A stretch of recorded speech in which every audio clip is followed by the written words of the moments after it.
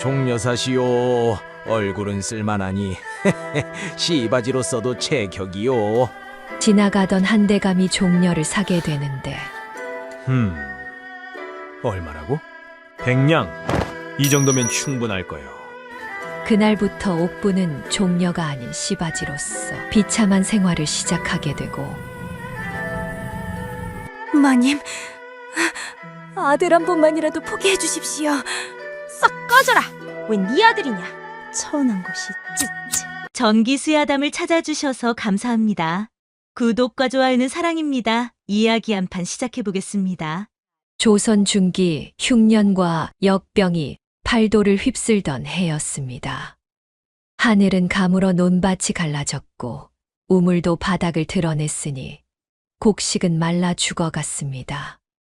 역병까지 퍼지면서 사람들이 길거리에서 쓰러져 죽어갔는데 시신을 거둘 사람도 없어 개와 까마귀 밥이 되었고, 살아남은 자들은 풀뿌리와 나무 껍질을 삶아 먹으며 연명했습니다.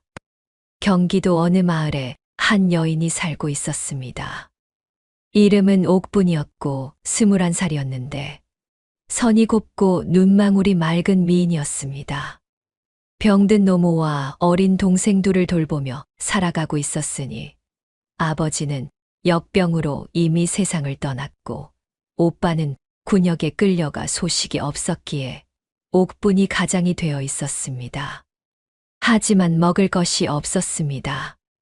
옥분은 품팔이를 하려 해도 일거리가 없었고 풀뿌리를 캐다 보니 남들이 다 뜯어가 남은 게 없었으니 집에 있던 옷 가지며 살림살이를 다 팔아도 쌀 한 돼 구하기 어려웠습니다.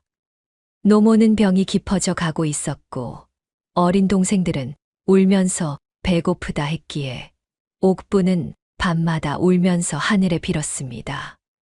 그러던 어느 날 마을에 소문이 퍼졌습니다. 한양의 대감집에서 씨바지를 구한다는 이야기였는데 은자 10냥을 준다 했으니 건강한 여인을 찾고 있다는 것이었습니다. 옥분은 그 소문을 듣자 가슴이 뛰었는데 은자 10냥이면 어머니 약값을 대고 동생들을 당분간 먹여 살릴 수 있었기에 망설이지 않았습니다. 옥분은 중매쟁이를 찾아갔습니다. 중매쟁이는 옥분을 보더니 고개를 끄덕였고 얼굴이 곱고 몸이 건강하니 괜찮겠다 하면서 대감댁으로 데려가겠다고 말했습니다. 옥분은 집으로 돌아와 노모에게 말씀드렸는데 노모는 눈물을 흘리며 말렸습니다. 안 된다, 옥분아. 그런데 가면 사람 취급도 못 받는다. 노모가 떨리는 목소리로 말했습니다. 하지만 옥분은 이미 결심한 상태였기에 노모의 손을 꼭 잡으며 말했습니다. 어머니, 이 길밖에 없어요. 제가 가지 않으면 우리 모두 굶어 죽습니다. 옥분이 말했습니다. 떠나는 날 아침 어린 동생들이 옥분의 치맛자락을 붙잡고 울었습니다. 언니 가지 마. 언니. 동생들이 울먹이며 매달렸고 옥분은 동생들을 안으면서 눈물을 참았습니다. 노모는 옥분의 손을 붙잡은 채로 놓지 못했고 눈물만 흘렸는데 옥분은 노모의 손을 천천히 풀면서 말했습니다. 너희만은 살려야 해. 꼭 살아서 돌아올게. 옥분이 떨리는 목소리로 말하며 돌아섰고 뒤돌아보지 않으려 했지만 몇 걸음 가다 멈춰 서자 뒤를 돌아보았습니다. 누추한 초가집 앞에서 노모와 동생들이 손을 흔들고 있었고 울고 있었으니 옥분은 눈물을 닦고 다시 걸었습니다. 사흘 후 옥분은 가마에 실려 한양으로 향했습니다.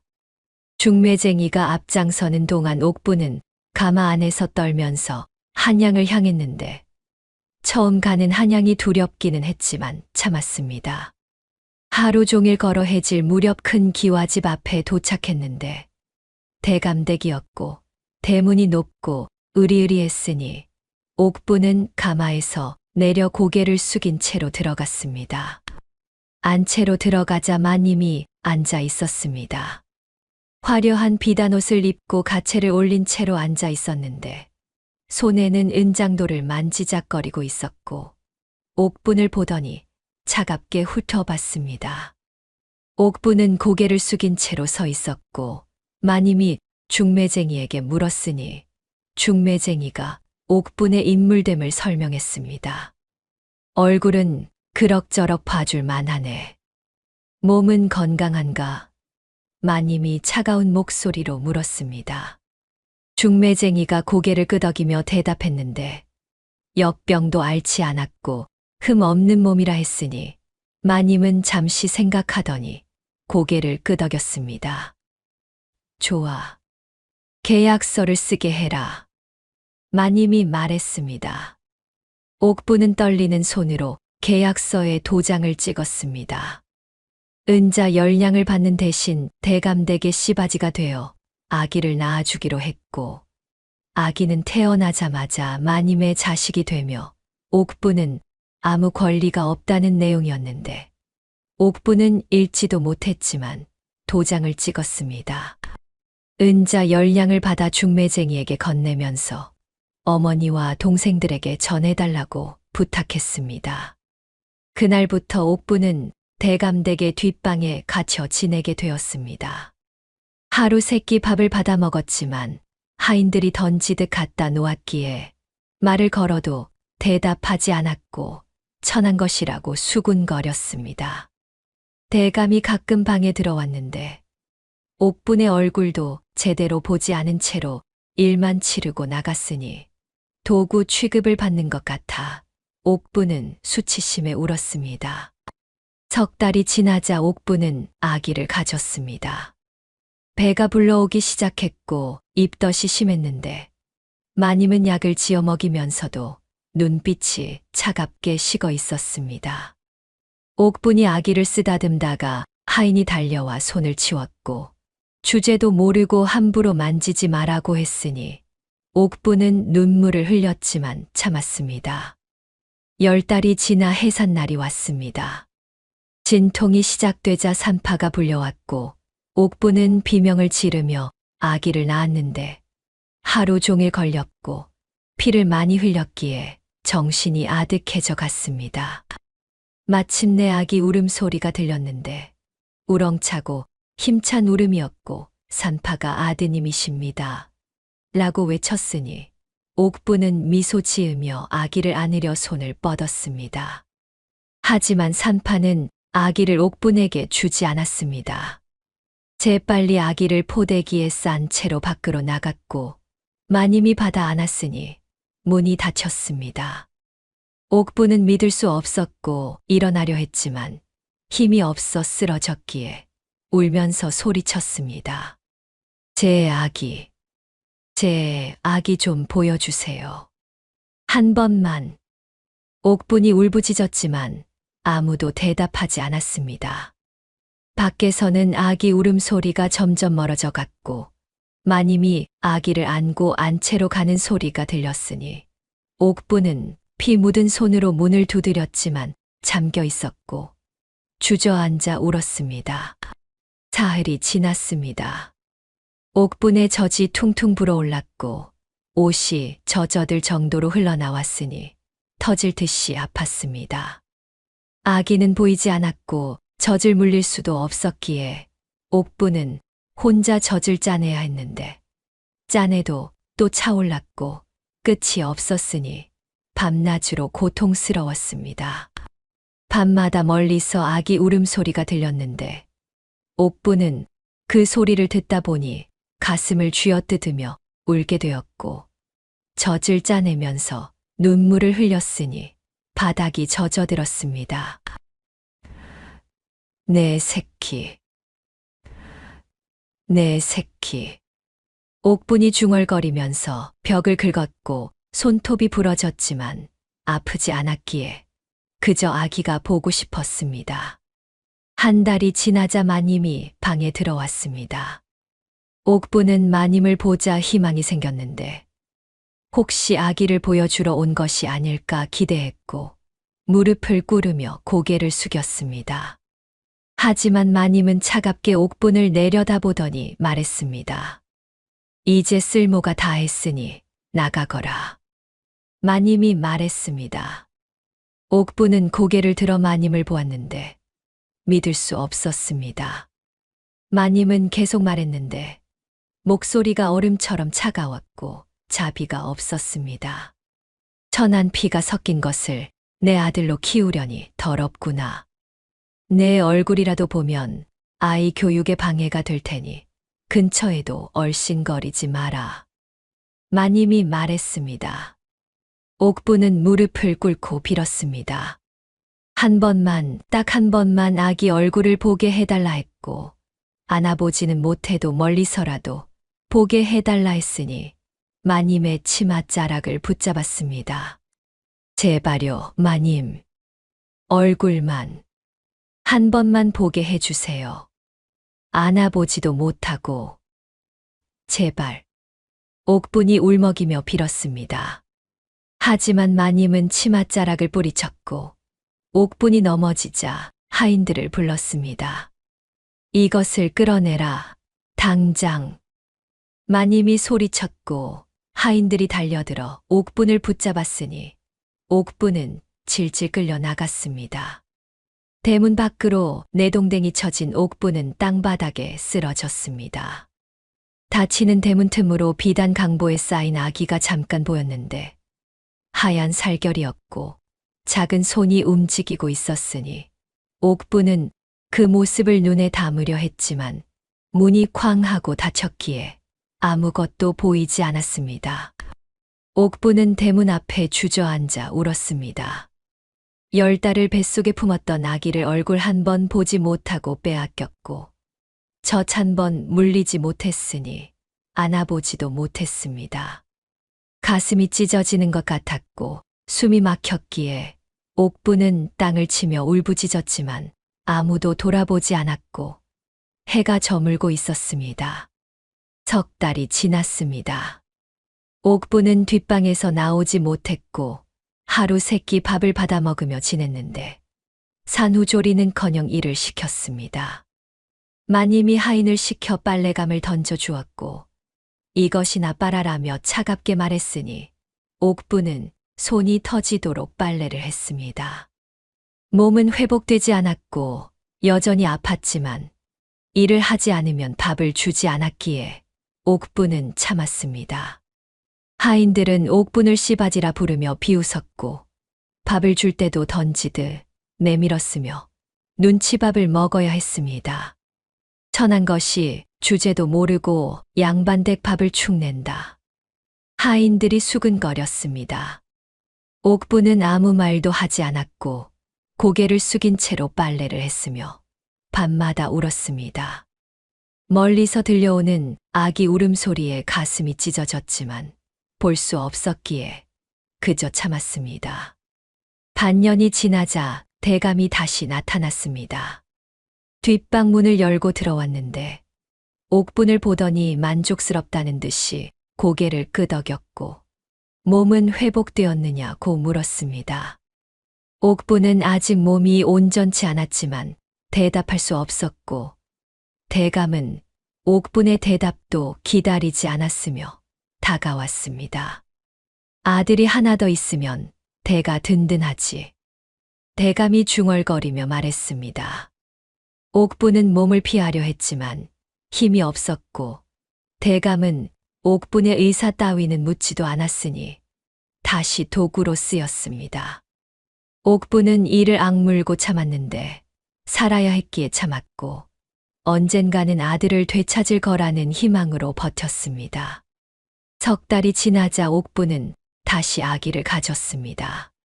배가 불러오기 시작했고 입덧이 심했는데 마님은 이번에도 약을 지어 먹이라 했지만 예전만 못했습니다. 하인에게 맡겨 약을 전하게 했고 직접 오지 않았으며 관심이 없었습니다. 대감은 가끔 와서 배를 보고는 만족스러워했습니다. 이번에도 아들이겠지. 튼튼하게 낳아야 한다. 대감이 말하고 나갔습니다. 옥분은 배를 쓰다듬으며 중얼거렸는데 이번에는 아들이든 딸이든 안아보고 싶었고 얼굴이라도 보고 싶었으니 매일 빌었습니다. 10달이 지나 다시 해산날이 왔습니다. 산파가 불려왔고 옥부는 진통 속에서 아기를 낳았는데 이번에는 더 빨리 끝났고 아기 울음소리가 들렸습니다. 옥부는 손을 뻗으며 아기를 달라고 했지만 산파가 망설이더니 조심스럽게 말했습니다. 계집애입니다. 산파가 말했습니다. 옥부는 상관없다고 했고 딸이어도 좋으니 안아보고 싶다 했으며 손을 뻗었습니다. 하지만 산파는 아기를 주지 않았고 밖으로 나갔으며 마님에게 보고하는 소리가 들렸습니다. 마님의 목소리가 차갑게 변했습니다. 계집애, 쓸모없구나. 마님이 말하는 소리가 문 밖에서 들렸고 옥부는 가슴이 철렁했으니 일어나려 했지만 힘이 없었습니다. 사흘이 지났습니다. 옥부는 딸을 한 번도 보지 못했고 젖이 또 불어올랐지만 물릴 수 없었으니 고통스러웠습니다. 그러던 어느 밤 마님이 하인들을 이끌고 방에 들어왔는데 횃불을 들고 있었고 표정이 싸늘했으니 옥부는 본능적으로 두려움을 느꼈습니다. 일어나라. 마님이 차갑게 말했습니다. 옥부는 일어나려 했지만 몸이 약해 비틀거렸고 하인들이 옥분을 붙잡아 일으켰으니 마님이 다가와 옥분을 보며 말했습니다. 아들이 장성하는데 엄이란 존재는 걸림돌이다. 계집애까지 딸려 있으니 더욱 쓸모없구나. 이제 나가거라. 마님이 말했습니다. 옥부는 믿을 수 없었고 딸은 어디 있냐고 물었지만 마님은 대답하지 않았습니다. 하인들이 옥분을 끌고 나갔고 옥분이 저항하자 멍석으로 몸을 말았으니 숨이 막혔습니다. 내 딸은 어디 있어요? 옥분이 비명을 질렀지만 아무도 대답하지 않았습니다. 옥분은 멍석에 말린 채로 대문 밖으로 내동댕이 쳐졌고 눈밭에 떨어졌으니 차가웠습니다. 엄동설한이었고 눈이 내리고 있었기에 옥분은 얼어 죽을 것 같았습니다. 멍석이 풀렸습니다. 옥분이 몸을 풀자 옆에 작은 보따리가 있었는데 안에서 희미한 울음소리가 들렸고 옥분은 황급히 보따리를 열었으니 갓난아기가 있었습니다. 딸이었고 추위에 떨고 있었기에 옥분은 아기를 꺼내 안았습니다. 내 새끼. 옥분이 울면서 딸을 꼭 안았습니다. 대문이 열리더니 마님이 나타났습니다. 횃불을 들고 서서 옥분을 내려다보았는데 눈빛이 얼음처럼 차갑게 식어 있었고 경고했습니다. 내 아들 근처에 얼씬도 마라. 그때는 내 딸년 목숨도 없다. 마님이 차갑게 말했습니다. 대문이 쾅 하고 닫혔습니다. 옥부는 눈밭에 앉아 딸을 안고 있었는데 눈이 계속 내렸고 옷이 젖어들었으니 살 수 없을 것 같았습니다. 하지만 죽을 수 없었기에 일어나야 했고 딸을 살려야 했습니다. 옥부는 닫힌 대문 틈으로 안을 보았습니다. 불빛이 환하게 켜진 안채가 보였고 비단 강보에 쌓인 아들이 유모의 품에 안겨 있는 것이 어렴풋이 보였으니 옥부는 입술을 깨물었습니다. 피가 흘렀고 눈 속에 떨어졌으며 붉게 물들었습니다. 달면 삼키고 쓰면 됐는 양반 놈들. 옥분이 떨리는 목소리로 중얼거렸습니다. 딸을 품에 꼭 안은 채로 옥분은 맹세했는데 목소리가 점점 커졌고 도끼가 서렸으니 눈빛이 맹수처럼 변했습니다. 내 반드시 돌아온다. 내 아들을 되찾고 너희 눈에서 피눈물이 나게 해주마. 옥분이 이를 갈며 말했습니다. 대문을 향해 마지막으로 한 번 더 보았는데 아들이 유모 품에서 움직이는 것이 보였고, 옥부는 그 모습을 눈에 새겼으니 절대 잊지 않을 것이었습니다. 옥부는 딸을 안고 일어섰습니다. 눈보라가 몰아쳤지만 걸었고, 비틀거렸지만 쓰러지지 않았으니 살아야 했기에 걸었습니다. 딸을 품에 안고 옷으로 감싸주었는데 딸이 작게 울었고 옥부는 딸에게 중얼거렸습니다. 미안하다. 오빠 때문에. 너까지 이렇게. 옥분이 떨리는 목소리로 말했습니다. 하지만 딸은 옥분에게 힘이 되었고 살아야 할 이유가 되었으니 옥분은 걸음을 멈추지 않았습니다. 눈 속을 헤쳐나갔고 마을을 벗어났으며 한양을 떠났습니다. 옥분의 눈빛이 달라져 있었습니다. 예전에 맑고 순한 눈빛은 사라졌고 이제는 도끼가 서려 있었으니 복수를 다짐한 눈빛이었습니다. 순박하고 정 많던 여인은 죽었고 이제는 자식을 되찾기 위해서라면 무엇이든 할 여인이 태어났으니 갯벌의 앞귀가 될 준비가 되어 있었습니다. 눈보라 속에서 옥분과 딸의 모습이 점점 멀어져 갔습니다. 뒤돌아보지 않았고 앞만 보고 걸었으니 살아남아야 했고 강해져야 했으며 언젠가 반드시 돌아올 것이었습니다. 눈밭에 남은 발자국이 천천히 지워져 갔고 밤은 깊어갔으며 옥분은 사라졌습니다. 10년이 흘렀습니다. 옥분은 마포 나루터에 정착했는데 생선 손질터 근처에서 살았고 사람들은 옥분을 갯벌의 앞귀라 불렀습니다. 새벽같이 일어나 생선 손질하는 곳으로 갔고 남들이 버린 생선 대가리와 내장을 주워 모았으니 그것으로 꿀꿀이죽을 끓여 먹으며 연명했습니다. 엽전 한 잎이라도 생기면 절대 쓰지 않았습니다. 항아리에 구겨 넣었고 밤마다 세어보며 중얼거렸으니 아직 멀었다. 가지. 이라고 말했습니다. 다른 사람들이 옥분을 보고 미쳤다고 했지만 옥분은 신경 쓰지 않았고 그저 돈을 모았습니다. 옥분의 손은 흉측하게 변해 있었습니다. 생선 내장과 썩은 물에 불다 보니 피부가 갈라졌고 소금기에 절어 손톱이 빠졌으며 거북이 등껍질처럼 주름지고 거칠어졌습니다. 하지만 옥분은 아랑곳하지 않았고 오히려 그 손을 보며 다짐했으니 이 손으로 아들을 되찾을 것이라 믿었습니다. 어느 날 한 안악이 옥분에게 물었습니다. 그렇게 상한 것만 먹으면 병이 나는데 왜 그러시오? 안악이 걱정스럽게 물었습니다. 옥분은 생선 대가리를 씹으면서 무표정하게 대답했습니다. 배만 채우면 되는 것을. 아까워서가 아니라 돈을 아껴야 하니까. 옥분이 담담하게 말했습니다. 안악은 고개를 저으며 돌아갔고 옥분은 계속 생선 대가리를 씹어 삼켰으니 맛도 느껴지지 않았지만 상관없었습니다.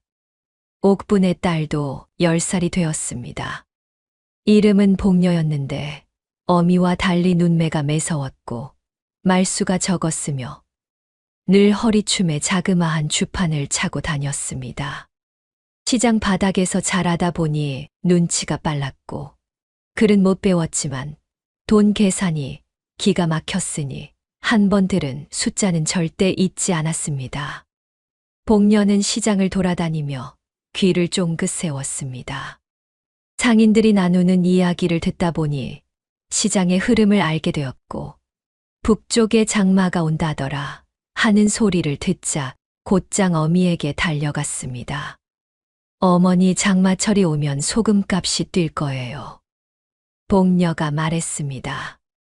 옥분은 딸을 보며 고개를 끄덕였고 항아리에서 엽전을 꺼냈으니 소금을 조금 사 모아두자고 말했습니다. 모녀는 엽전을 들고 소금 파는 곳으로 갔고 값이 싼 소금을 조금씩 사 모았으며 집에 쌓아두었습니다. 2달이 지나자 복녀의 예측이 맞았습니다. 장마가 와서 소금 생산지가 물에 잠겼고 소금값이 2배로 뛰었으니 옥분과 복녀는 모아둔 소금을 팔았습니다. 산 값의 2배를 받았고 엽전이 늘어났으며 항아리가 조금씩 차올랐습니다. 잘했다, 복녀야. 옥분이 딸의 머리를 쓰다듬으며 말했습니다. 복녀는 어미를 보며 웃었는데 웃음이 귀했기에 어미는 마음이 아팠지만 이렇게라도 살아야 했으니 참았습니다. 복녀는 냄새로 물건을 판별하는 재주도 있었습니다. 생선을 보고 냄새를 맡으면 언제 잡은 것인지 알았고 쌀을 보고 묵은 쌀인지 햅쌀인지 구분했으며 사람의 거짓말도 냄새로 알아차렸습니다. 어느 날 한 상인이 햅쌀이라며 비싸게 팔려 했는데 복녀가 냄새를 맡더니 고개를 저었습니다. 이건 묵은 쌀이에요. 속이지 마세요. 복녀가 차갑게 말했습니다. 상인은 당황했고 얼굴이 붉어졌으며 결국 값을 깎아줬습니다. 옥부는 딸을 보며 기특해했고 이 아이가 있으면 아들을 되찾을 수 있을 거라 믿었습니다. 밤이 되면 옥부는 혼자 앉아 있었습니다. 복녀가 잠든 후 항아리를 열어 엽전을 세다가 문득 멈췄고 거칠어진 손을 보며 눈물을 흘렸습니다. 11살이 된 아들 생각이 났는데 얼굴도 모르는 아들이었고 목소리도 들어본 적 없었지만 가슴이 아팠습니다. 11살. 이제 얼마나 컸을까? 옥분이 중얼거리며 눈물을 닦았습니다. 복녀가 뒤척이는 소리가 들렸고 옥분은 황급히 눈물을 닦았으며 딸이 일어나 다가왔습니다. 어머니 또 우세요? 복녀가 조심스럽게 물었습니다. 옥분은 고개를 저으며 딸을 안았고 복녀에게 오빠 이야기를 해주었습니다. 내 오빠는 비단 강보에 쌓여 있었단다. 하얀 살결에 작은 손이. 옥분이 떨리는 목소리로 말했습니다. 복녀는 어미를 안으며 고개를 끄덕였고 꼭 찾을 거예요. 어머니라고 말했으며 2사람은 그렇게 밤을 지샜습니다. 한편 대감댁에서는 다른 일이 벌어지고 있었습니다. 아들은 11살이 되었는데 이름은 성진이었고 매일 과거 공부에 시달리고 있었습니다. 마님은 고액과외를 들였고 유명한 훈장을 불러 그를 가르치게 했으며 밤낮으로 책을 읽게 했습니다. 성진은 재능이 없었습니다. 아무리 읽어도 글이 머리에 들어오지 않았고 외우려 해도 잊어버렸으니 괴로웠습니다. 훈장은 회초리를 들었고 성진의 손바닥을 때렸으며 이것도 못 외우느냐며 소리쳤습니다. 손바닥이 퉁퉁 부어올랐습니다. 빨갛게 부풀었고 피가 배어 나왔지만 훈장은 멈추지 않았으며 계속 때렸습니다. 성진은 이를 악물고 참았는데 울면 더 맞을 것 같았기에 참았고 눈물만 흘렀습니다. 마님이 방으로 들어왔습니다. 성진이 책을 보고 있는데 외운 것을 물었고 성진이 더듬거리자 마님의 얼굴이 일그러졌으며 소리를 질렀습니다. 내가 너한테 쓴 돈이 얼마인데 고액과외에 훈장에 책에 왜 이렇게 머리가 나쁘냐. 마님이 히스테리를 부렸습니다. 성진은 고개를 숙였고 아무 말도 하지 못했으며 그저 떨고 있었습니다.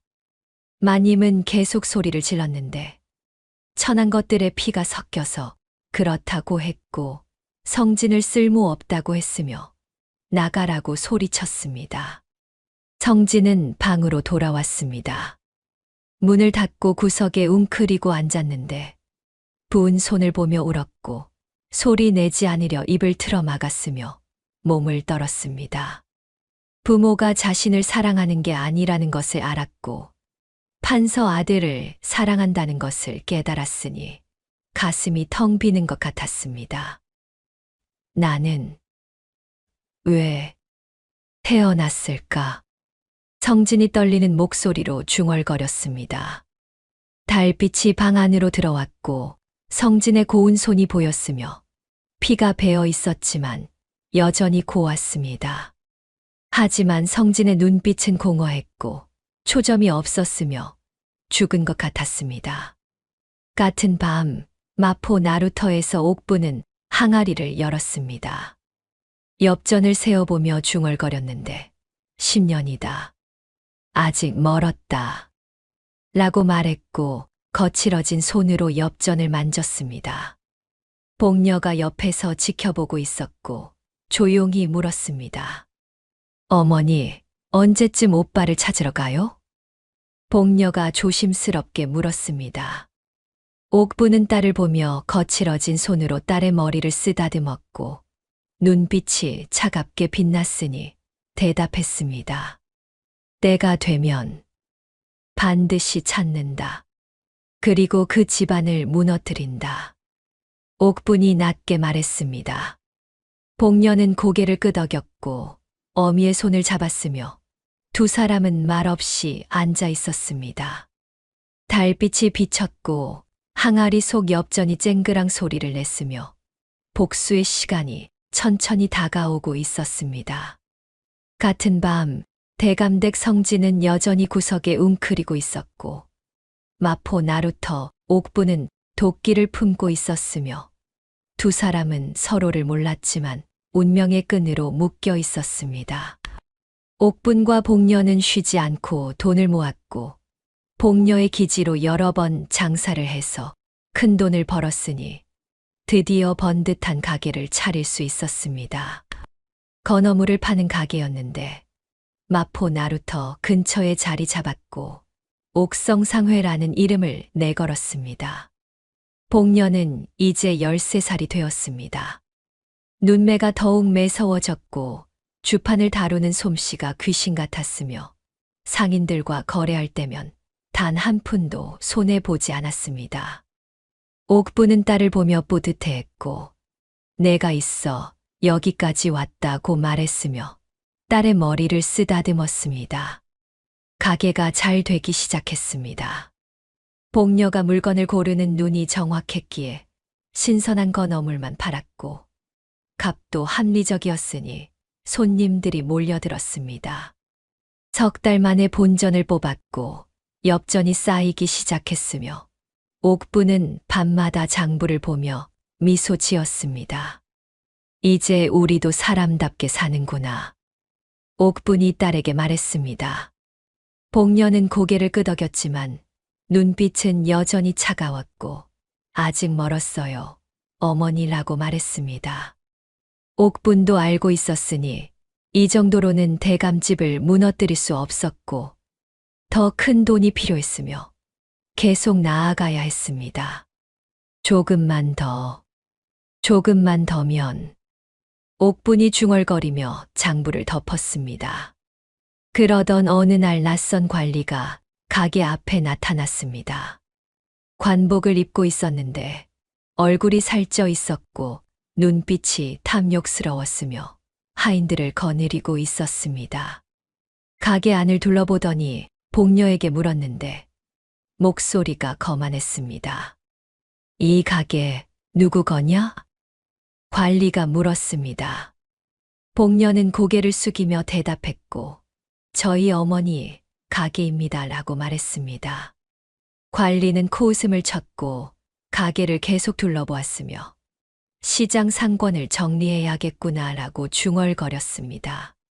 옥분이 안에서 나왔습니다. 관리를 보자 가슴이 철렁했는데 본능적으로 불길한 예감이 들었고 고개를 숙이며 인사했습니다. 관리는 옥분을 보더니 물었는데 어디서 돈을 구해 이런 가게를 차렸느냐고 했고 옥분은 피땀 흘려 모았습니다 라고 대답했습니다. 관리는 비웃었습니다. 천한 것들이 무슨 돈이 있어. 필시 부정한 방법을 썼을 게다. 관리가 말하며 돌아섰고 하인들을 데리고 나갔습니다. 옥부는 그 뒷모습을 보며 주먹을 쥐었는데 불안함이 밀려왔고 복녀도 어미를 보며 걱정스러운 표정을 지었습니다. 사흘 후 관리가 다시 나타났습니다. 이번에는 포졸들을 데려왔는데 가게 앞에서 종이를 펼쳐들었고 크게 외쳤습니다. 이 가게는 부정한 방법으로 재물을 모아 차린 것이니 관에서 압류한다. 관리가 선언했습니다.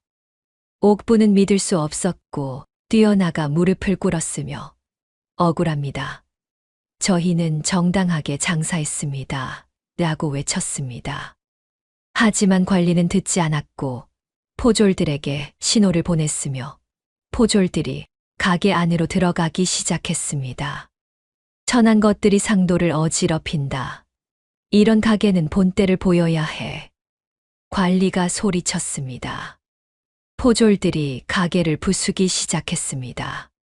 진열대를 뒤집었고 건어물을 바닥에 쏟아냈으며 항아리를 깨뜨렸습니다. 복녀가 달려들어 막으려 했지만 포졸이 밀쳐냈고 복녀는 바닥에 넘어졌으며 옥분이 달려가 딸을 안았습니다. 어머니! 복녀가 울부짖었습니다. 가게가 순식간에 박살났습니다.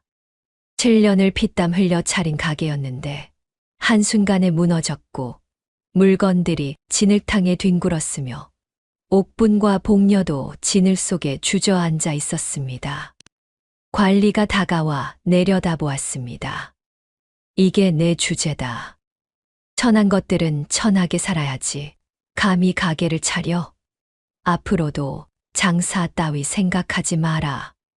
관리가 비웃으며 말했습니다. 옥부는 이를 악물었고 관리를 올려다보았으며 눈빛이 불타올랐지만 참았습니다. 관리는 하인들을 데리고 떠났고 포졸들도 따라갔으며 모녀만 남았습니다. 복녀가 울고 있었습니다. 처음 보는 모습이었는데 눈물을 흘리며 어미를 안고 있었고 어머니, 어떡해요? 라고 말했습니다. 옥부는 딸을 안으며 눈물을 참았는데 가게를 잃었지만 무너질 수 없었고 다시 일어나야 했습니다. 괜찮다, 복녀야. 집에 모아둔 것은 무사하다. 옥분이 떨리는 목소리로 말했습니다. 복녀는 어미를 보며 눈물을 닦았고 고개를 끄덕였으며 조금이나마 희망이 생겼습니다. 해가 저물었습니다. 옥분과 복녀는 부서진 가게 안에 앉아 있었는데 무엇을 해야 할지 막막했지만 포기할 수 없었습니다. 복녀가 부서진 집기들을 치우다가 문득 멈췄고 무언가를 발견했으며 황급히 주워들었습니다. 어머니, 이거. 복녀가 떨리는 목소리로 말했습니다. 옥분이 다가가 보았습니다. 작은 장부였는데 관리가 흘린 것 같았고 펼쳐보니 글씨가 빼곡하게 적혀 있었습니다. 복녀가 글을 읽을 줄 알았기에 장부를 읽기 시작했는데 눈이 점점 커졌고 숨을 멎었으며 어미를 보았습니다. 어머니, 이건 나라의 세곡을 빼돌린 기록이에요. 복녀가 흥분해서 말했습니다. 옥부는 장부를 받아들었고 복녀가 읽어주는 대로 들었으니 귀를 의심했습니다. 세금으로 거둔 쌀을 빼돌려 팔아먹은 기록이었고 그 돈으로 벼슬을 산 기록도 있었으며 이름이 적혀 있었습니다. 대감의 이름이 보였습니다. 옥분의 심장이 뛰기 시작했는데 손이 떨렸고 장부를 꼭 쥐었습니다. 대감집이 매관매직에 쓴 돈의 출처가 적혀 있었고 얼마를 누구에게 주었는지 상세하게 기록되어 있었으며 증거였습니다. 이건 어머니, 이걸로. 복녀가 떨리는 목소리로 말했습니다. 옥부는 장부를 보며 눈빛이 변했습니다.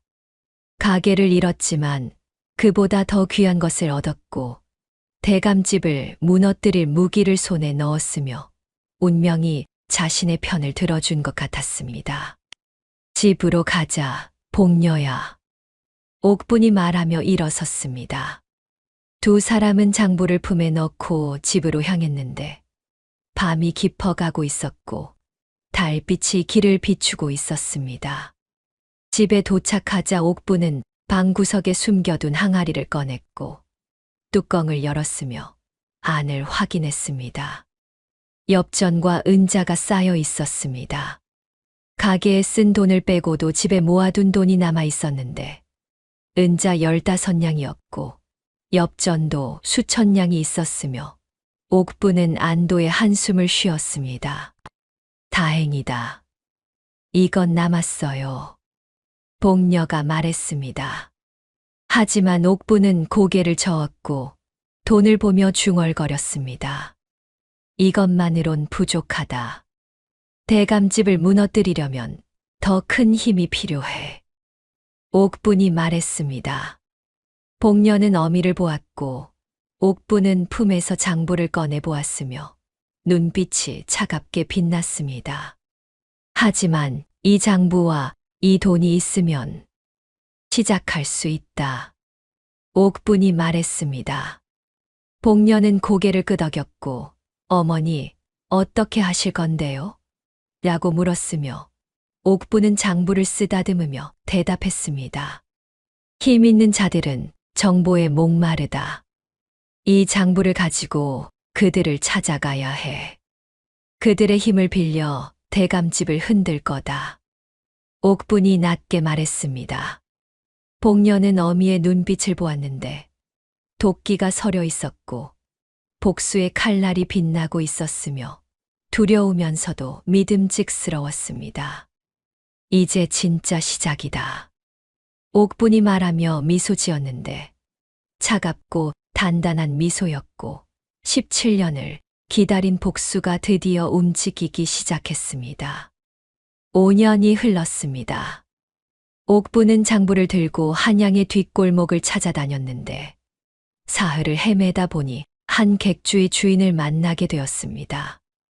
이름은 차대방이었고 한양에서 알아주는 정보상이었으며 권세가들의 비밀을 사고 파는 자였습니다.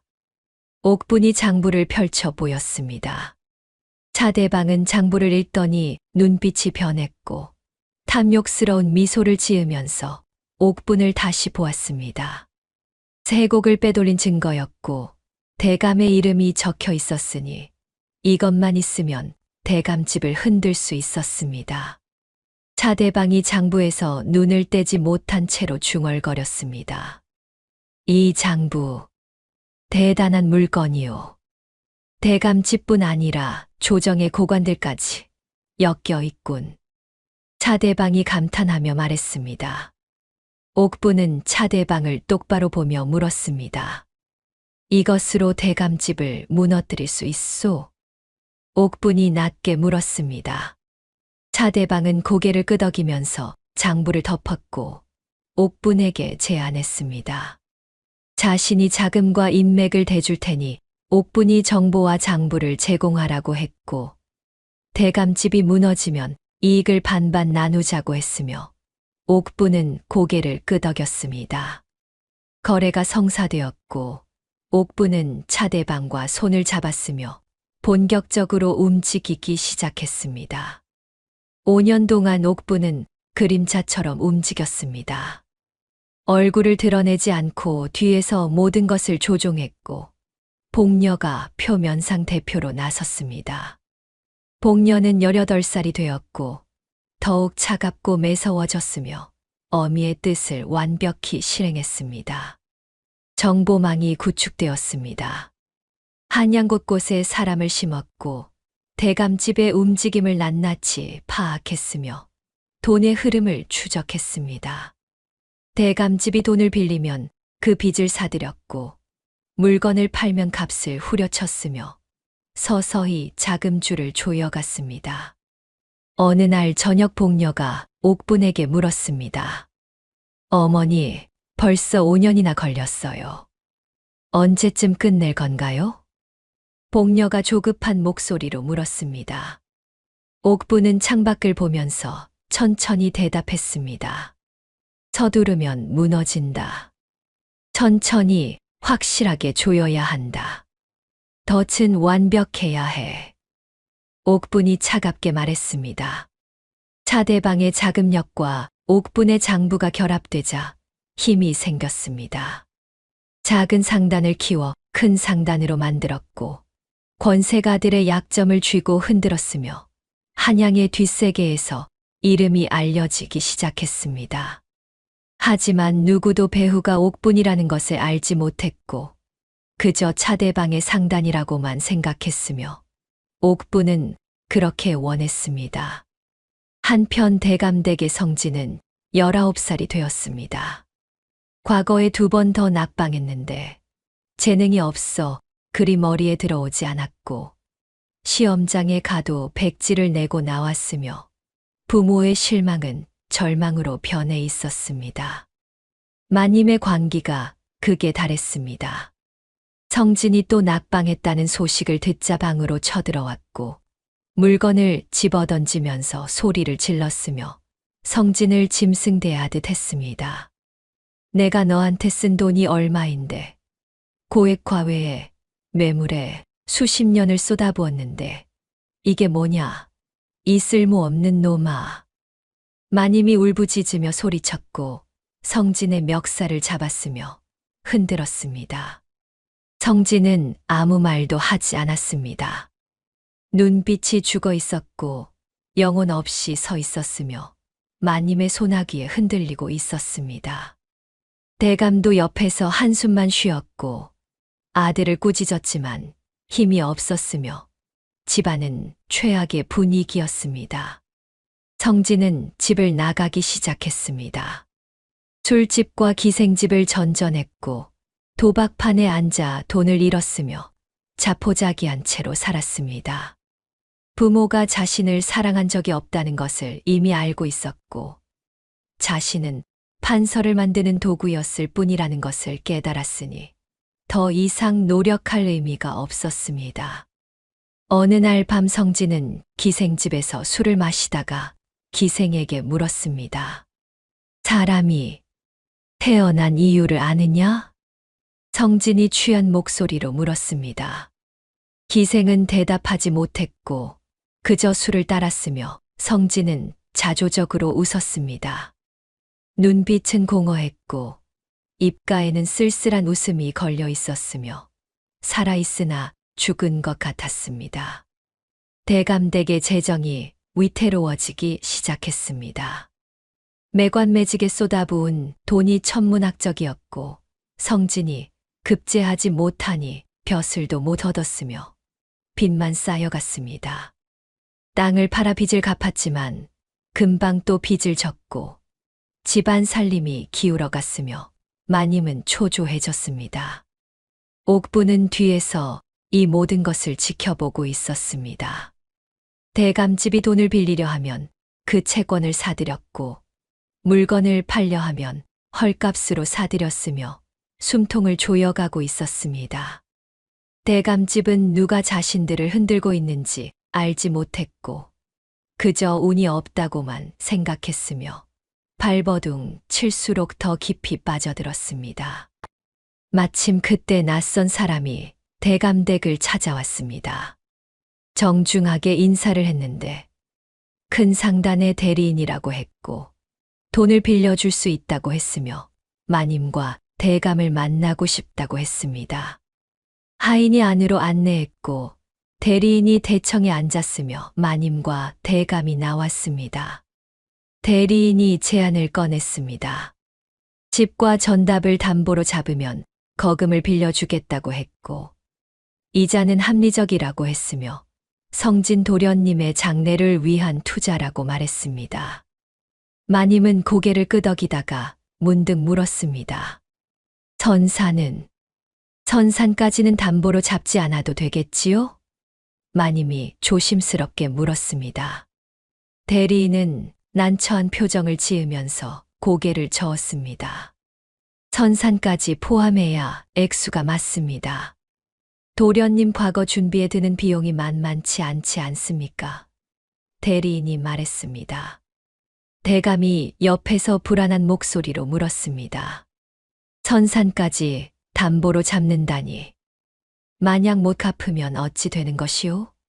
대감이 물었습니다. 대리인은 미소 지으며 대답했는데 걱정 말라고 했고 도련님만 급제하면 모든 것이 해결된다고 했으며 마지막 기회라고 속삭였습니다. 마님의 탐욕이 이성을 이겼습니다. 성진이 이번에만 급제하면 모든 것이 해결된다고 생각했고 판서가 되면 빚쯤은 갚을 수 있다고 믿었으며 결국 고개를 끄덕였습니다. 좋소. 성진만 급제하면, 이번에만 급제하면 다 갚을 수 있어. 도장을 찍겠소. 마님이 떨리는 목소리로 말했습니다. 대감도 망설였지만 마님의 눈빛을 보고 동의했고 두 사람은 도장을 찍었으며 계약서가 작성되었습니다. 대리인은 만족스러운 미소를 지으며 거금을 건넸고 계약서를 챙겨 일어섰으며 정중히 인사하고 나갔습니다. 대리인이 객주로 돌아오자 복녀가 기다리고 있었습니다. 계약서를 받아들었고 펼쳐 확인했으며 만족스러운 표정을 지었습니다. 안쪽 방에서 옥분이 나왔는데 복녀가 계약서를 건넸고 옥분은 그것을 보면서 미소 지었습니다. 담보 목록에 적혀 있었습니다. 대감댁 본가, 전답 30마지기, 선산까지 모두 담보로 잡혀 있었고 만기일은 6개월 후였으며 이자가 붙어 있었습니다. 복녀가 옥분을 보며 조심스럽게 말했습니다. 어머니, 이제 거의 다 왔네요. 복녀가 말했습니다. 옥분은 계약서를 쓰다듬으면서 중얼거렸습니다. 19년을 기다렸다. 조금만 더 기다리면 내 아들을 되찾는다. 옥분이 낮게 중얼거렸고 눈빛이 차갑게 빛났으며 입가에 미소가 번졌습니다. 밖에서는 비가 내리고 있었습니다. 대감댁 지붕 위로 빗물이 떨어졌고 마당이 젖어들었으며 성진은 방 안에서 비를 보고 있었습니다. 알 수 없는 불안감이 밀려왔고 가슴이 답답했지만 이유를 알 수 없었습니다. 옥부는 창가에 서서 비를 보고 있었습니다. 같은 비가 내리고 있었고 같은 하늘 아래 있었지만 둘의 운명은 곧 만날 것이었으며 19년 만에 모자가 재회할 날이 다가오고 있었습니다. 6개월이 지났습니다. 매관매직은 실패로 돌아갔는데 뇌물을 받은 관리가 도망갔고 돈만 날렸으며 성진은 또다시 과거에 낙방했습니다. 마님은 방 안에 틀어박혀 나오지 않았고 대감은 한숨만 쉬었으며 집안은 죽은 듯 조용했습니다. 만기일이 다가왔습니다. 아침 일찍 대문을 두드리는 소리가 요란했는데 하인이 문을 열자 포졸들이 들이닥쳤고 뒤따라 복녀가 들어왔으며 손에는 계약서를 들고 있었습니다. 빚을 갚으시오. 오늘이 만기일이오. 복녀가 차갑게 말했습니다. 대감이 허겁지겁 나왔고 마님도 뒤따라 나왔는데 얼굴이 하얗게 질려 있었고 떨고 있었습니다. 조금만 시간을. 일주일만 더 주시오. 대감이 애걸했습니다. 하지만 복녀는 고개를 저었고 포졸들에게 신호를 보냈으며 포졸들이 빨간 딱지를 집 곳곳에 붙이기 시작했습니다. 압류 표시였고 이제 이 집은 채권자의 것이었으며 대감 가족은 쫓겨날 처지였습니다. 마님이 비명을 질렀습니다. 안 돼, 이럴 수가. 마님이 울부짖으며 포졸에게 달려들었지만 포졸이 밀쳐냈고 마님은 바닥에 넘어졌으며 머리에서 비녀가 떨어졌습니다. 대감도 무릎을 꿇고 빌었습니다. 제발 조금만 시간을. 돈을 마련하겠소. 대감이 떨리는 목소리로 빌었습니다. 복녀는 냉정하게 계약서를 펼쳐 보였고 만기일이 오늘이라고 못 박았으며 더 이상 기다릴 수 없다고 선언했습니다. 포졸들이 집 안의 물건들을 조사하기 시작했고 장롱을 여러 물건을 꺼냈으며 항아리를 뒤집었습니다. 성진이 방에서 나왔습니다. 무슨 일인가 싶어 마당으로 나왔는데 포졸들이 집을 뒤지고 있었고 어머니는 바닥에 주저앉아 울고 있었으며 아버지는 무릎 꿇고 빌고 있었습니다. 성진은 그 광경을 보며 멍하니 서 있었고 무슨 일인지 몰랐지만 집안이 망했다는 것은 알 수 있었습니다. 복녀가 대감을 보며 차갑게 말했습니다. 돈으로 못 갚으면 몸으로 때워야지요. 조선의 법대로 빚진 자의 자식을 데려가 노비로 부리겠소. 복녀가 말했습니다. 마님이 고개를 번쩍 들었습니다. 뭐라고? 내 아들을 노비로? 마님이 믿을 수 없다는 듯이 소리쳤습니다. 복녀는 고개를 끄덕이며 계약서를 가리켰는데 거기에 적혀 있었고 빚을 못 갚으면 자식을 노비로 삼을 수 있다는 조항이 있었으며 도장이 찍혀 있었습니다. 마님은 비명을 질렀습니다. 안 돼. 내 아들이 똥지게를 치고 밭을 갈라고? 절대 안 돼. 마님이 울부짖으며 성진에게 달려가 안았고 성진의 옷을 붙잡았으며 떨었습니다. 성진은 어머니를 보았습니다. 처음으로 어머니가 자신을 안아주고 있었는데 하지만 사랑이 아니었고 자존심 때문이었으며 양반 아들이 천민이 되는 것을 막으려는 것뿐이었습니다. 성진은 쓸쓸하게 웃었고 어머니의 손을 천천히 풀었으며 한 걸음 물러섰습니다. 복녀가 잠시 기다리다가 다시 입을 열었습니다. 다른 방법이 하나 있긴 합니다. 복녀가 말했습니다. 대감과 마님이 동시에 복녀를 보았고 희망에 찬 눈빛이었으며 무엇이든 하겠다는 표정이었습니다. 빚을 탕감해 드리겠소. 대신 도련님을 우리 집안의 양자로 들이시오. 그러면 양인 신분은 유지되고 노비가 되지 않아도 돼요. 복녀가 제안했습니다. 마님은 망설였습니다. 양자로 보낸다는 것은 아들을 남의 집에 주는 것이었고 다시는 볼 수 없다는 뜻이었으며 하지만 노비보다는 나았습니다. 마님의 머릿속에서 계산이 빠르게 돌아갔고 자존심과 현실 사이에서 갈등했으며 결국 자존심이 이겼습니다. 양자로. 그러면 양반 신분은 유지되는 거요? 마님이 떨리는 목소리로 물었습니다. 복녀는 고개를 끄덕였고 새 계약서를 꺼내 펼쳤으며 양자 입적 조건을 설명했습니다. 빚은 모두 탕감되고 성진은 복녀의 집안으로 들어가며 양반 신분은 유지되지만 다시는 본가와 연락할 수 없다는 내용이었습니다. 대감이 옆에서 불안하게 물었습니다. 성진이를 정말 보내야 하오? 대감이 물었습니다. 마님은 대감을 보았고 눈빛이 흔들렸지만 결국 고개를 끄덕였습니다. 아들이 노비가 되어 똥지게를 지는 모습은 상상할 수 없었고 차라리 남의 집 양반이 낫다고 생각했으며 평생 공들인 양반 아들이라는 껍데기를 지키고 싶었습니다. 마님이 붓을 들었습니다. 손이 떨렸고 눈물이 떨어졌지만 결국 도장을 찍었습니다. 대감도 한숨을 쉬며 도장을 찍었고 계약이 성사되었으며 성진은 이제 복녀의 양자가 되었습니다. 마님이 성진에게 달려가 바짓가랑이를 붙잡았습니다. 성진아, 미안하다. 어미가 못났다. 마님이 울면서 말했지만 진심이 아니었습니다.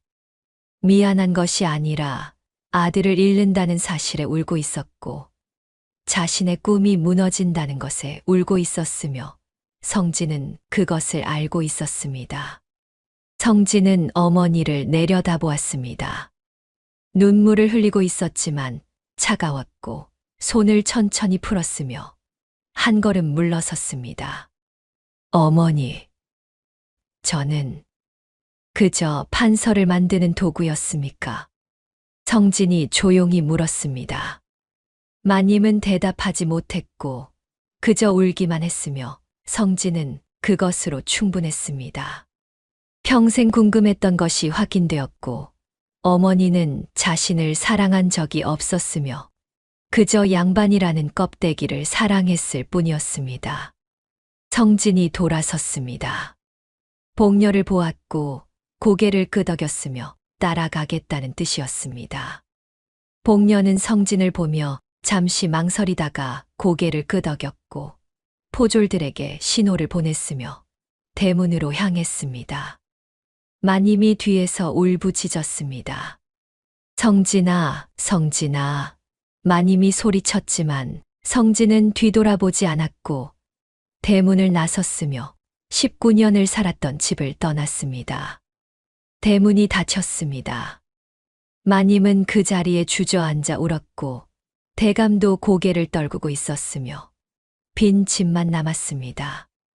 평생을 판서를 만들겠다고 쏟아부었던 노력이 물거품이 되었고 아들도 잃었으며 집도 잃었습니다.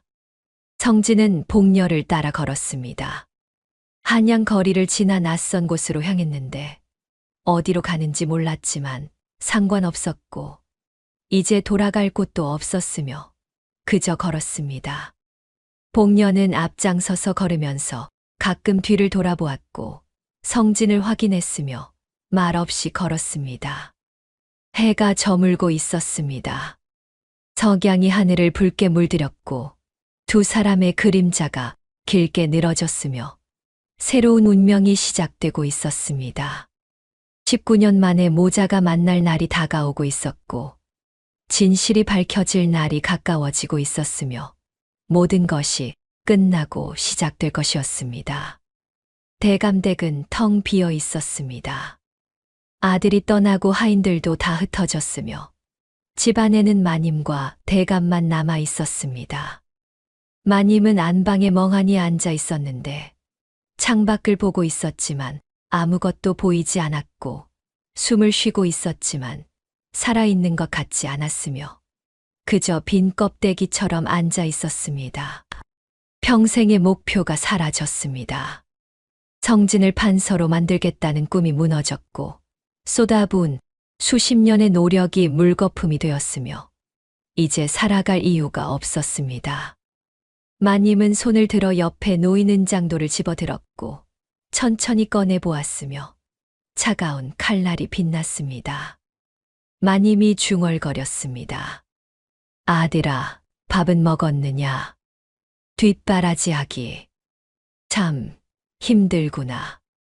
마님이 힘없이 중얼거렸고 눈빛이 풀려 있었으며 손에 든 은장도를 보고 있었습니다. 대감이 밖에서 들어오려다 문 앞에서 멈췄고 안을 들여다보았으며 마님의 모습을 보고 돌아섰습니다. 아무 말도 하지 않았고 발걸음을 옮겼으며 멀리서 툭 하고 무언가 떨어지는 소리가 들렸지만 대감은 뒤돌아보지 않았습니다. 한편 성진은 복녀를 따라 한양을 벗어나고 있었습니다. 마을 어귀를 지나 한적한 길로 접어들었는데 석양이 지고 있었고 주위가 조용했으며 걸음을 멈췄습니다. 성진은 복녀를 보며 물었는데 궁금증이 참을 수 없었고 더 이상 갈 수 없었으며 입을 열었습니다. 어디로 가는 것이오? 그리고 당신은 누구요? 성진이 물었습니다. 복녀는 걸음을 멈추고 성진을 돌아보았으며 잠시 망설이다가 대답했습니다. 곧 알게 될 겁니다. 조금만 더 가시지요. 복녀가 말했습니다. 하지만 성진은 고개를 저었고 더 이상 가지 않겠다고 했으며 진실을 알고 싶다고 말했습니다. 전 재산을 버리고 날 사들였소. 이유를 모르겠소. 내가 누구기에 나 같은 쓸모없는 놈을. 성진이 쓸쓸하게 말했습니다. 복녀는 성진을 보다가 한숨을 쉬었고 뒤를 돌아보았으며 길 저편을 가리켰습니다. 거기에 한 여인이 서 있었는데 멀리서 이쪽을 보고 있었고 천천히 다가오고 있었으며 옥분이었습니다. 옥분이 다가왔습니다. 복녀가 옆으로 비켜섰고 옥분이 성진 앞에 섰으며 두 사람이 마주 보았습니다. 옥분은 쭈글쭈글한 노파가 되어 있었고 얼굴에 깊은 주름이 패여 있었으며 바닷바람에 검게 그을려 있었습니다. 복녀가 조심스럽게 말했습니다. 오라버니, 저는 당신의 동생입니다. 그리고 이분은 저희 어머니십니다. 복녀가 말했습니다. 성진은 믿을 수 없다는 표정이었습니다. 동생, 어머니, 성진은 혼란스러웠고 뒤로 물러섰으며 고개를 저었습니다. 복녀가 한 걸음 다가가며 말했습니다. 오라버니, 양반 신분이 뭐가 그리 대수입니까? 그깟 족보가 밥 먹여줍니까? 저희는 19년 동안 오라버니 밥 먹여드리려고 이 모든 걸 했습니다. 복녀가 또렷하게 말했습니다. 성진은 입술이 떨렸고 복녀를 보았으며 눈물이 고였습니다. 옥분이 한 걸음 다가갔습니다.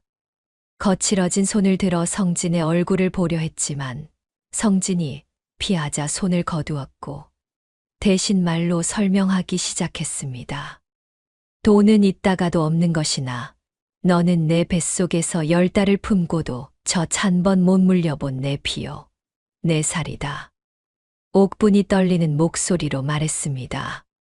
성진은 눈이 커졌고 옥분을 보았으며 입술이 떨렸습니다. 무슨 말씀이십니까? 성진이 떨리는 목소리로 물었습니다. 옥분은 눈물을 흘리며 계속 말했습니다. 19년 전 나는 은자 10량을 받고 대감댁에 씨바지로 팔려갔다. 너를 낳았지만 얼굴 한 번 보지 못하고 빼앗겼고 저 찬번 물리지 못했으며 그날 밤 쫓겨났지. 옥분이 말했습니다. 성진은 비틀거렸고 뒤로 물러섰으며 고개를 저었습니다. 믿을 수 없었고 받아들일 수 없었으며 하지만 옥분의 눈빛이 거짓을 말하고 있지 않았습니다. 19년이다. 옥분이 눈물을 흘리며 말했는데 목이 메어 말이 나오지 않았지만 참고 계속 말했습니다. 내가 생선 대가리를 씹어 삼키며 버틴 건 오늘 너와 따뜻한 밥 한 끼 먹고 싶어서였다. 옥분이 말했습니다. 성진은 그 자리에 주저앉았습니다. 무릎이 꺾였고 바닥에 손을 짚었으며 눈물이 쏟아졌습니다. 19년 동안 부모라고 믿었던 사람들은 자신을 사랑하지 않았고 진짜 어머니는 19년을 고통 속에서 자신을 찾아왔으며 모든 것이 무너졌습니다. 옥분이 성진 앞에 무릎을 꿇었습니다. 거칠어진 손을 내밀었고 성진의 손을 잡으려 했으며 성진은 그 손을 보았습니다. 거북이 등껍질처럼 갈라진 손이었고 손톱이 빠진 손이었으며 소금기에 절어 흉측한 손이었지만 성진에게는 세상에서 가장 아름다운 손이었습니다. 성진이 옥분의 손을 잡았습니다. 두 손으로 꼭 잡았고 그 거친 손을 보며 울었으며 옥분도 울고 있었습니다. 어머니. 성진이 떨리는 목소리로 불렀습니다. 옥분은 그 말을 듣고 더 세게 울었고 19년을 기다렸던 한마디였으며 꿈에서도 듣고 싶었던 말이었습니다. 성진이 옥분의 손을 이마에 갖다 댔습니다. 거친 손이었지만 따뜻했고 생선 비린내가 났지만 그리웠으며 성진은 그 손에 입 맞추며 울었습니다. 옥분도 성진을 안으며 울었고 19년 만에 아들을 안았으며 가슴이 터질 것 같았습니다. 복녀가 다가와 두 사람을 안았습니다. 세 식구가 서로를 껴안고 울었는데 19년의 한이 풀리고 있었고 눈물로 씻겨 내려가고 있었으며 새로운 시작이 되고 있었습니다. 해가 완전히 저물었습니다. 석양이 세 사람을 감싸고 있었고 따뜻한 빛이었으며 축복하는 듯 했습니다. 옥부는 아들을 안은 채로 일어섰고 복녀도 오빠의 손을 잡았으며 세 사람은 함께 걸어가기 시작했습니다. 이제 집으로 가자. 따뜻한 밥을 지어 먹자꾸나. 옥분이 미소 지으며 말했습니다. 성진은 고개를 끄덕였고 복녀도 웃었으며 세 사람은 석양 속으로 걸어갔습니다. 잃어버린 19년 세월이 비로소 따뜻한 밥상이 되어 돌아왔습니다. 옥분의 거친 손이 이제는 아들과 딸을 어루만질 수 있었고 생선 대가리 대신 따뜻한 밥을 먹을 수 있었으며 더 이상 혼자가 아니었지요. 성진은 평생 찾던 것을 찾았습니다. 조건 없는 사랑이었고 자신을 있는 그대로 받아주는 사람이었으며 진짜 가족이었습니다. 판서의 아들이 아니라 그저 아들로, 도구가 아니라 사람으로 대해주는 어머니를 만났고 비로소 숨을 쉴 수 있었으며 살아있음을 느낄 수 있었지요. 복녀도 평생 꿈꾸던 가족이 완성되었습니다. 오빠를 찾았고 어머니가 웃고 있었으며 이제 더 이상 복수를 위해 살지 않아도 되었지요. 세 사람의 뒷모습이 저녁 어스름 속으로 사라져 갔습니다. 손을 맞잡고 걸어가는 모습이었고 서로를 의지하며 걸어가는 모습이었으며 앞으로 함께 살아갈 가족이었지요. 대감댁에서는 촛불 하나가 꺼지고 있었고 마님의 허망한 생이 끝나고 있었으며 껍데기만 남은 삶이 마침내 무너지고 있었습니다.